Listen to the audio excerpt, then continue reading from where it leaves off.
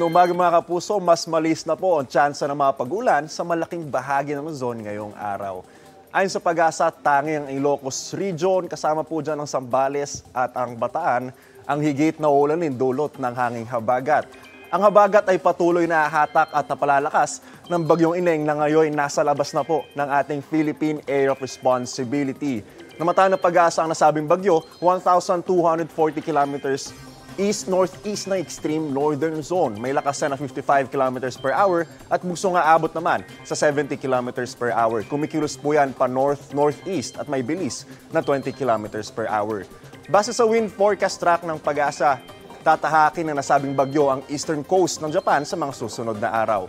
Itinuturing na ito ng Japan Meteorological Agency na isang tropical storm na may international name na Yonyong.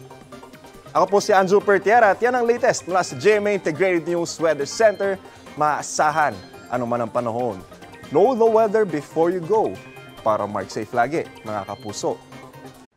Mga kapuso, know the weather before you go at mag-subscribe na sa GMA Integrated News sa YouTube. Para sa mga kapuso natin sa abroad, bisitahin ang GMA Pinoy TV at www.gmanews.tv.